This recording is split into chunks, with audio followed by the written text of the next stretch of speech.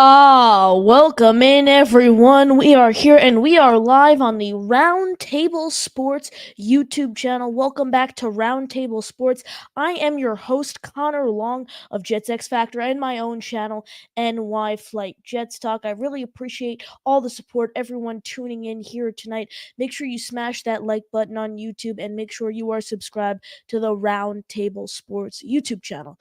We are here to preview week 2 of the NFL season, and we already saw a game last night, and it was none other than Thursday Night Football, a little AFC East rivalry action between the Buffalo Bills and the Miami Dolphins, and we're going to get right into that. But before we do so, if you'd like to call into the show, there is a link in the chat. Like I said, we greatly appreciate all the support. I already see King Jamie the Mad in the chat. King Jamie, good to see you. We really do appreciate all the support on this Friday evening. But nonetheless, let's get right into breaking down last night's game. And we all know the big news. Tua Tagovailoa, another concussion. But Dolphins head coach Mike McDaniel came out and said there's really no timeline on this injury. And we all know in July Tua signed that lucrative 4-year, $202 million extension, $167 million guaranteed. And we know we saw him suffer 2 concussions during the 2022 season, and then this concussion obviously coming last night, Thursday Night Football, against the Buffalo Bills. This is really interesting news because we've seen Tua, he's had a concussion problem throughout his career. Now, what happens? Does he continue his career? Does he not? If I'm Tua Tagovailoa right now, you're really playing with your own health. You're really playing with your own health right now. If I'm Tua Tagovailoa right now, I think I have to hang up the cleats. I mean, the concussions are no joke. These are serious injuries. Serious injuries that affect players well after their playing career. If I'm Tua Tagovailoa, I've already seen this. I've been through this song and dance. He's had several concussions throughout his career. If I'm Tua, I think you have to hang up the cleats after this. I really do. Like I said, this is a no joke injury. Yes, I understand he signed this huge extension. I really do understand that. However, we've seen several of these throughout his career. I don't think he can keep playing. If he wants to preserve his own health for the rest of his life, I don't think he could play any more football for the rest of his life. I think that's step one. If he wants to preserve his health for the rest of his life, he can't play anymore. I think that's the main thing. And it's really sad news because, like I said, we just saw him sign this huge extension.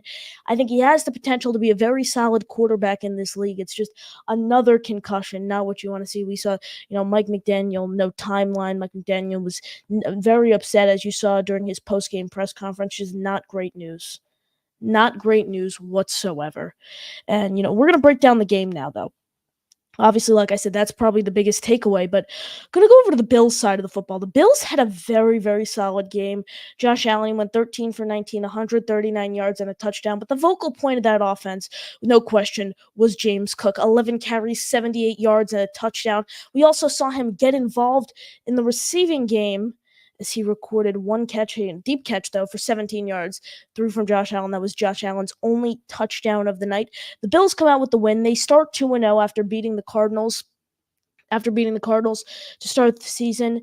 This is a good win for the Bills. I know all the power rankings in the AFC East to start the season. Most of them, at least, had the Dolphins ahead of the Bills.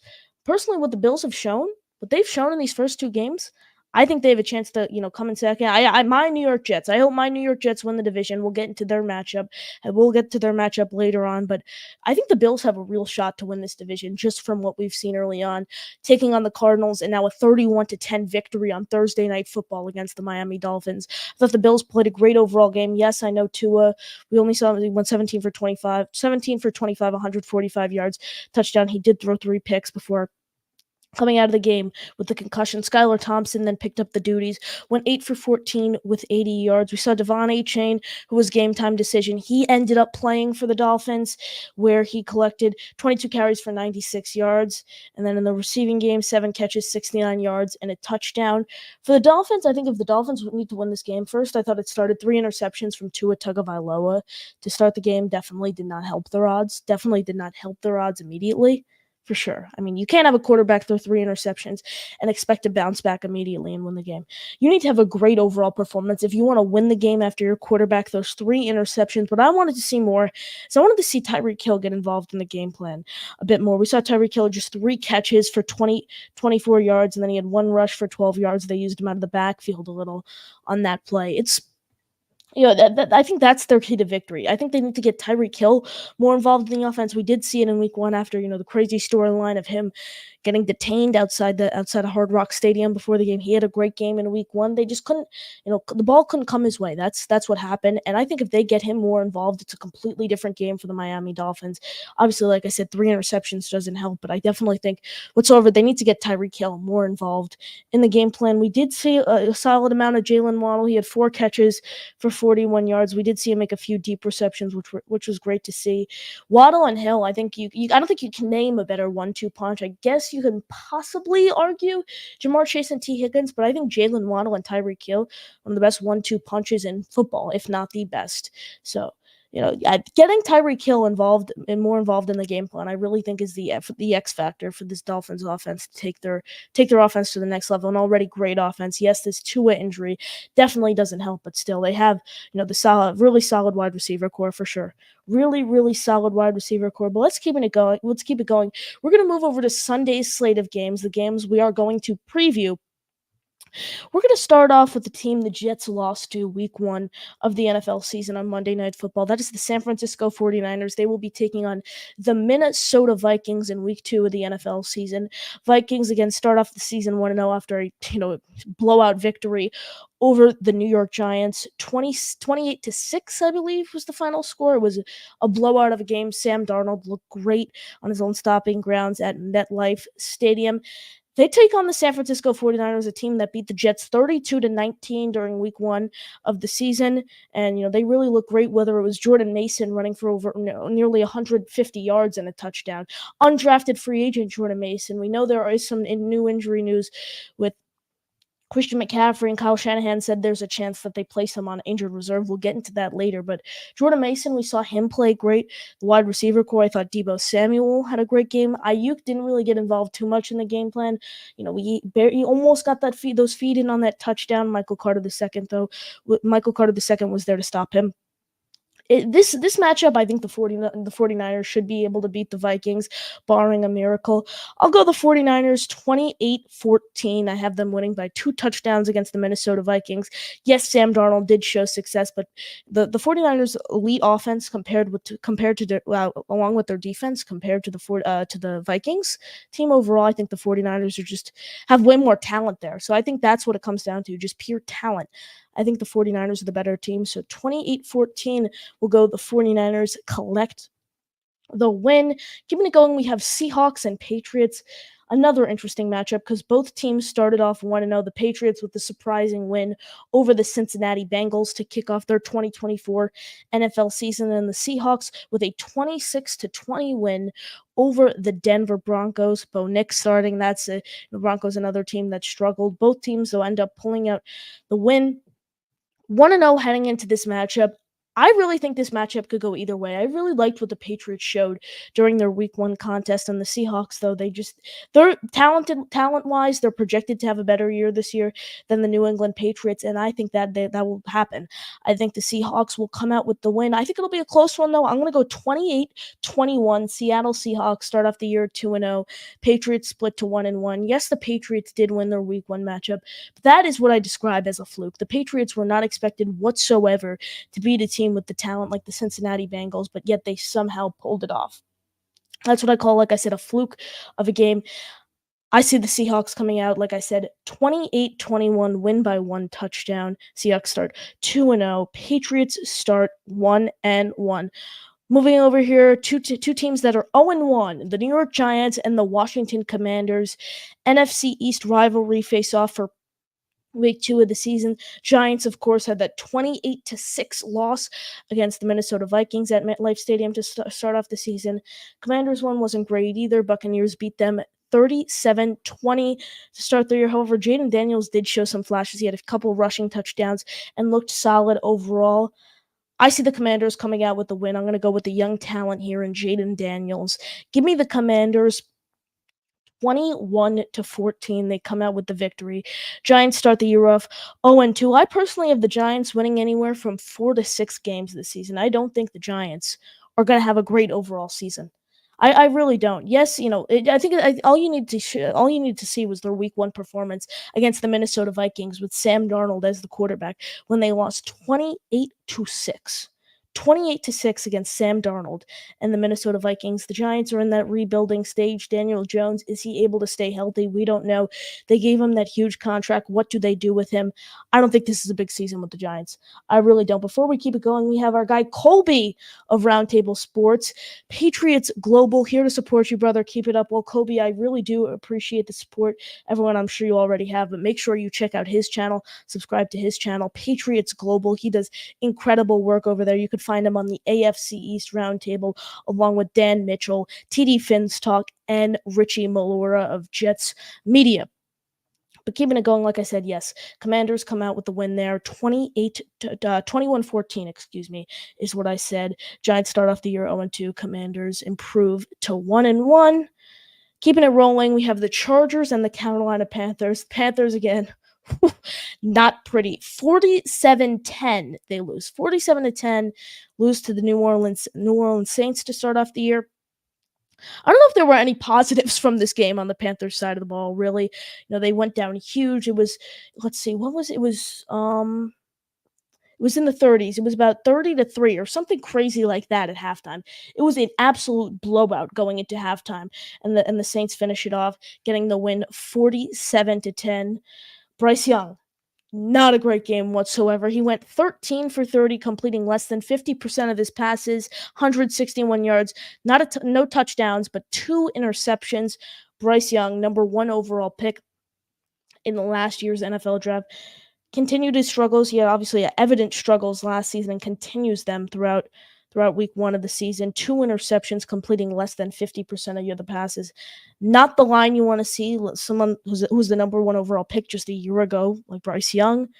Not the way you want to start off the year, and I think the struggles continue. I think the struggles continue with the Chargers coming out with a win. I'm going to go 28-7 here. I think the Chargers really kill the Panthers, if you will, in this matchup. The Chargers came out with a 22-10 victory over the Las Vegas Raiders in Week 1. Justin Herbert, 17-26, 144 yards and a touchdown. Chargers start off the year 2-0. Panthers fall down to 0-2. I don't think the Panthers, again, that's one of the teams not going to have a great year, in my opinion. I don't think they're expecting to have a great season. The Chargers, though, are a really interesting team. Will they make the playoffs this year? We don't know. Justin Herbert, there's all these talks. He's such an elite quarterback. Will he show it on the field throughout the entirety of the regular season? That's the question. But I do see the Chargers coming out with a empathetic, really, win here over the Carolina Panthers. Keeping it rolling. You have the Saints and the Dallas Cowboys. Saints, like I said, 47-10 victory to open their year against the Carolina Panthers. And then the Dallas Cowboys starting the season off with a win, 33-17 over Deshaun Watson and the Cleveland Browns. That matchup was just after Dak Prescott signed to that huge contract. This is an interesting game because both teams had huge wins in Week 1. I see the Cowboys coming out on top here. Give me the Cowboys. We'll say, we'll go 14-7. Give me the Cowboys here. I don't think it's going to be a very, very high-scoring game. I'm going to go 14-7. Dallas Cowboys come out on top. Dak Prescott, CeeDee Lamb, that very, very, very talented offense. I think that connection between Prescott to Lamb is going to be great this season. Cowboys start off 2-0. Saints fall to 1-1. That is my prediction for New Orleans Saints versus Dallas Cowboys. Now we have the Indianapolis Colts and the Green Bay Packers. Colts start off the season 0-1 as they take a 29-27. It was a really, really close game. Lost to the CJ Stroud and the Houston Texans. It was a really, really fun game to watch. I don't know if any of you watched that game, but it was a very, very, very interesting game. It was such a close game. Back and forth battle the entire game. Very entertaining. And then the Packers lose to the Eagles in Brazil, 34-29. Jordan Love will most likely be inactive for Week 2's matchup against the Indianapolis Colts. That said, with Love being inactive for the game, give me the Colts. We'll go 21-7. The Colts come out with the win here over the Green Bay Packers. The Colts, I really like Anthony Richardson. I think before he suffered that injury last year, he could have won Rookie of the Year. That's how much I liked Anthony Richardson to start the year last year. I think if he's able to stay healthy, he's going to have a great season this year. Paired with Alec Pierce had a big game. I'm really excited to see the way this young offense kind of gels with each other as the year goes on. But I am going to take the Colts in this game. A lot of it has to do with Love being inactive. If Love is active for this game and he did not suffer that injury during week one, first off, there's a chance that the Cowboys actually win that game and start off the year 1-0. But yet, could also possibly had a better chance of winning this game and possibly start off 2-0. But I think if I had to make the choice right now, I'd take the Indianapolis Colts. They hung with the Texans in a really close game last week. Obviously, the Texans are a very, very, very elite team. Very elite team. So I think they'll repeat that not success necessarily because they did lose, but I think they'll have another solid offensive performance against the Green Bay Packers and come out with a win. Cleveland Browns against the Jacksonville Jaguars. The Browns, we mentioned, lost 33-17 against the Cowboys to start off the year. Jacksonville Jaguars lost on a game-winning field goal to the Miami Dolphins, 20-17.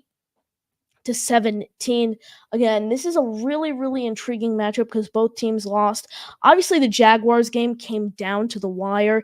Deshaun Watson with all these charges now. What will happen to him throughout the rest of the NFL year? Jacksonville Jaguars, will Trevor Lawrence live up to this extension hype? Travis Etienne, will he become, really take that next step in becoming an elite running back in this league? Brian Thomas Jr., is there a chance that he wins Offensive Rookie of the Year? Christian Kirk, will he have another great year? We only saw him collect one reception last game. There are a lot of questions surrounding this Jacksonville Jaguars team, but based on the performances last week, I do think they will come out with a win against the Cleveland Browns. The Browns will start off 0-2, in my opinion, to start the year, but then the Browns have the Giants the week after. They should have no trouble with the Giants. I really do think, though, that I have a really, really, really strong feeling that the Jaguars will win, and I think this is a win that the fan base is really looking for. I expect a big game out of Trevor Lawrence, Travis Etienne, and Brian Thomas Jr. I think those are the three faces of the franchise, if you will, the players the fan base really looks forward to watching these next few years, and really, hopefully for a long time. Is like I said, hopefully these are the faces of the franchise. I do see them starting their year off though 1-1, collecting a win against the Cleveland Browns and keeping it going. My New York Jets face off against the Tennessee Titans. And I know everyone's going to say, well, not the start the Jets wanted. They have all this hype, blah, blah, blah, blah, blah. They go out and lose 32-19 against the San Francisco 49ers. 49ers, yes, they were without Christian McCaffrey, reigning NFC champions. Do not get me wrong. They are a very, very, very talented team. Jets were definitely not at their best. Definitely not at their best. Aaron Rodgers completed passes to just 3 players in that game, the lowest throughout his career. The second lowest was 4 different players during the 2014 season. Expect Aaron Rodgers to utilize a lot more of his offensive pieces during this game. Expect a touchdown out of Breece Hall. And, a lot of it just has to simply go into the matchup. The Jets have a lot more talent than the Tennessee Titans do. The Titans started off their year 0-1, blew a 17-point lead to the Chicago Bears, which starts them off, like I said, 0-1. Really, really, really tough game against the Bears. Will Levis threw an abysmal interception, really scrambling out of the pocket, kind of got tripped up and just tossed the ball, and it was picked off, taken to the house. The Jets come out with a win, start off the year 1-1, and this is where the Super Bowl journey begins for my New York Jets. From Nashville, Tennessee, all the way to New Orleans, Jets collect their first win of the 2024 regular season, and hopefully, carry out a legacy all the way to the Super Bowl. Go Jets. Let's see. It's going to be an interesting one. I'll say I think it'll be a lot closer than fans expect. I will say that. I think a lot of fans expect the Jets to kind of blow the Titans out of the water. I'm going to go 28-21. Jets come out with the win. I think the Jets defense holds the Titans offense to 21 points. Jets offense does their job. We did see some success from their offense during week 1. Jets come out with the win, 1-1. Titans drop to 0-2 on the year. A few more matchups here. Both teams are 1-0. The Tampa Bay Buccaneers and the Detroit Lions will face off against each other. The Buccaneers obviously coming up with a huge, really big win against the Washington Commanders to open the season, and then the Detroit Lions 24-17 victory over the Pittsburgh Steelers to open the year. Well, I see the Lions coming out with the win here. The Giants are this young team with all this talent. Jared Goff had a big comeback season last year between Jahmyr Gibbs, Sam Laporta, Amon-Ra St. Brown. This offense is just stacked, paired with their very talented defense. Aiden Hutchinson, obviously, one of the bigger names there coming off the edge, not to mention their offensive line, Frank Ragnow, Penei Sewell. This is just a very, very talented roster. Give me the Lions 21-7, come out with a win, start off 2-0. I think the Lions are real. I think they have a big shot to win the NFC this season. I really do. You look at their head coach, Dan Campbell, what I saw from him in Hard Knocks, I've said it ever since then. I think he is the best head coach in all of football. And I think the Lions are real contenders to take home the NFC title this season. Like I said, Lions come out with a win 21-7, improved to 2-0 on the year. Now, this is another interesting matchup. Both teams are 0-1. The Las Vegas Raiders and the Baltimore Ravens. We all know the storyline with the Ravens starting the year off against Patrick Mahomes and the Kansas City Chiefs on Thursday Night Football opens the NFL year, and Isaiah Likely. If he's wearing white cleats, in my opinion, that is called a touchdown. I mean, this close. This close to winning the game against the Kansas City Chiefs to start off the year, but no, they start off 0-1. Lamar Jackson still has only won one game against the Kansas City Chiefs, but you saw him, nodding his head to those Chiefs fans. We'll be back here. And I think they follow up, a heartbreaking loss against the Chiefs with a really, really solid performance against the Las Vegas Raiders. Improved to 1-1 on the year. Raiders fall to 0-2, but after this, the Raiders have I say they go 2-1 over these next three games. They have the Panthers, Browns, and Broncos, collecting wins over the Panthers and Broncos, losing to the Browns. I don't know if it's panic time for the Raiders. I really don't think it is, but the Ravens overall are just a better team. It's a tough first two games for the Raiders overall. You look, they had the Chargers week 1 and now facing off against the Raiders. I do think they will bounce back as the season goes on, but like I said, Ravens come out with a victory there. Los Angeles Rams and Arizona Cardinals. Both teams, again, start off 0-1 on this season. Rams lost a really, really close game. Really, really, really close game to the Lions, 26-20 on Sunday Night Football. And the Rams hung with an elite team like the Lions. And that's something you want to see if you're a Rams fan. That's something special. That's great that you're able to take a game to overtime like that and only lose to 6 points against such a talented team like the Tennessee Titans. I really like it. I would be very pleased with that performance if I was a Rams fan. Arizona Cardinals, on the other hand, another tough game. Lose by 6 points to the Buffalo Bills. Again, Cardinals hung with a really, really solid team like the Bills, who are now 2-0 on the year. I think this is going to be a very, very, very, very tight game. Give me this is really, really tough. I'm gonna go. This is what I'm gonna do.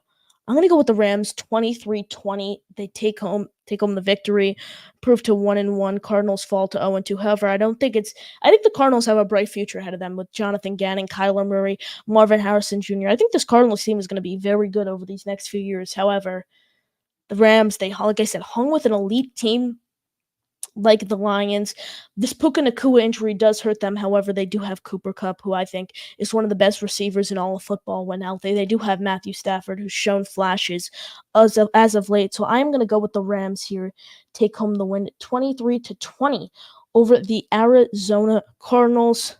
Another very interesting matchup coming up, Cincinnati Bengals against the Kansas City Chiefs. Bengals took a really, really, really surprising loss to New England Patriots to open the year, and the Chiefs come out with that, like I said, eyelash this much, barely snuck past the Baltimore Ravens, reigning Super Bowl champions, hunting for their three-peat right now. Hunting for a three-peat.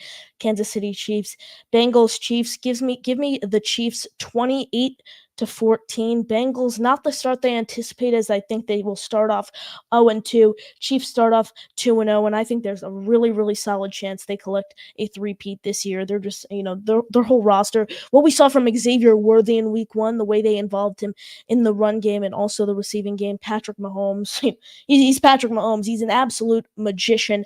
Isaiah Pacheco, I think he's going to become one of the league's elite running backs this season if you already don't consider him elite. This team is so talented. Chris Jones on the defensive front. It's just such a talented team, and I really do think they will collect this three-peat. Not to mention you have Travis Kelce, the best tight end in my opinion, all of football. Just such a talented roster, and I think they will earn that three-peat this season.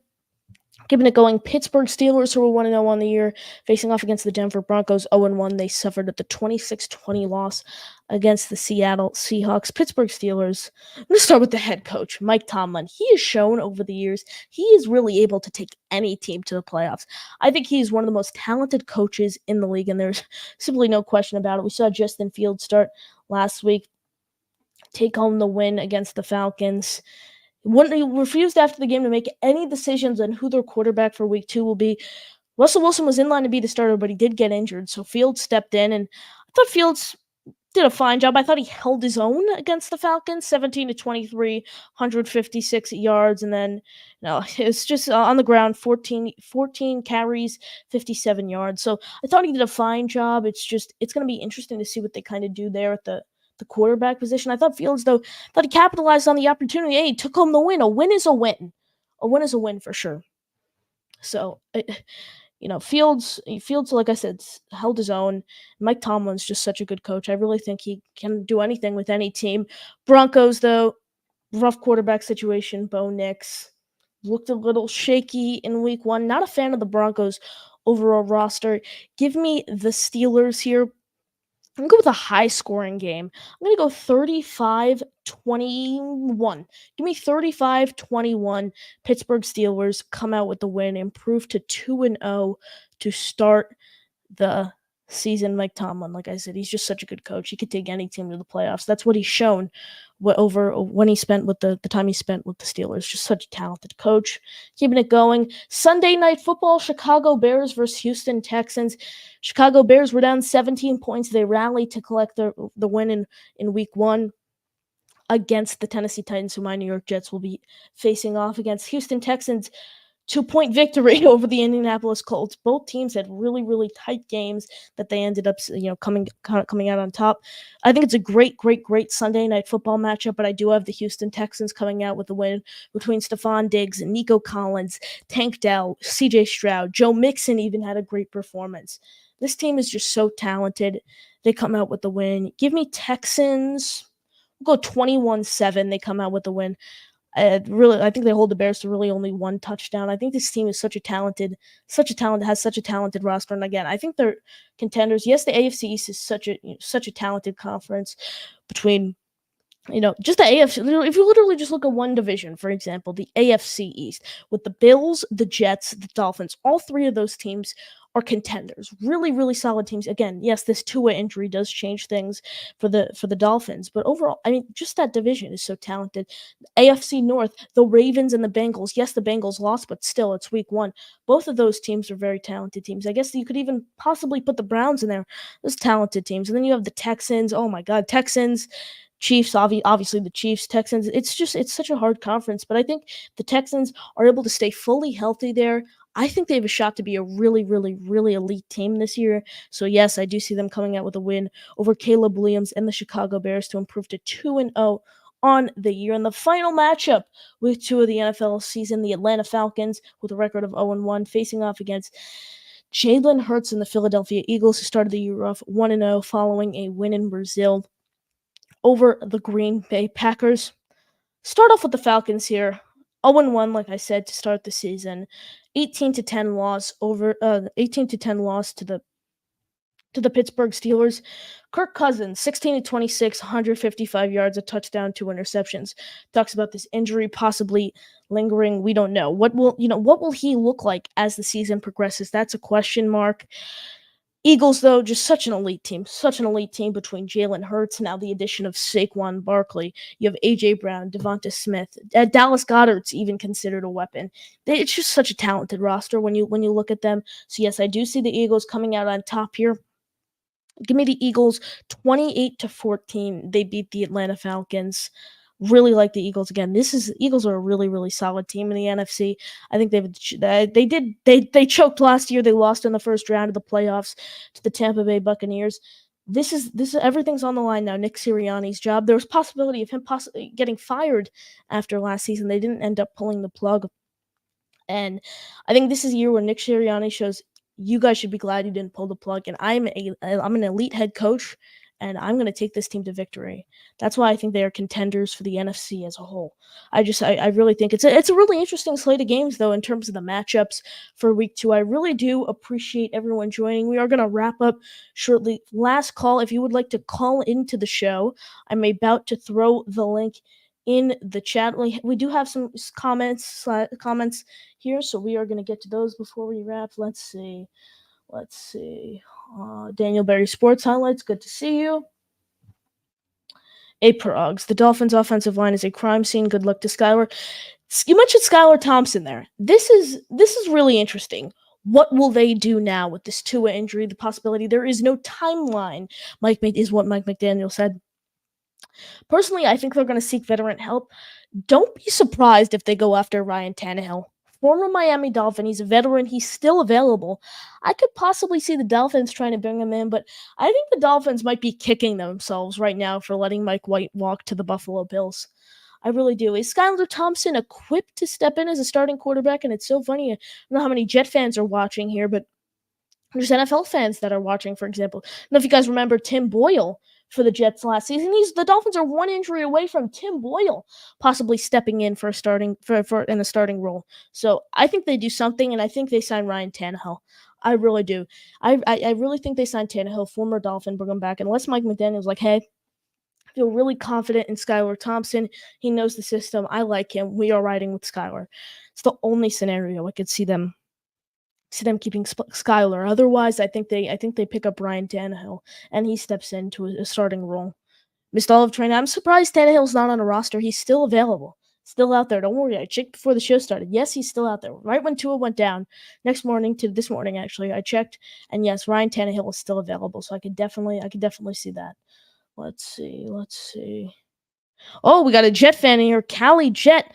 Let's go. Jets, vamos, cabrones. Good to see you, Cali Jet. I do appreciate the support. Alex says Jet up. Alex, appreciate you tuning in. And I think that'll do it for tonight's show. We will be back next week, talk all things NFL football. Make sure you smash that like button on the way out. Make sure you hit the subscribe button if you'd like to find my work. I'm Connor Long of Jets X Factor and my own podcast, NY Flight Jets Talk. If you'd like to subscribe to my podcast, the link is in the YouTube description. I really do appreciate everyone watching, and that will do it. I hope you enjoy week 2 of the NFL season. Thank you.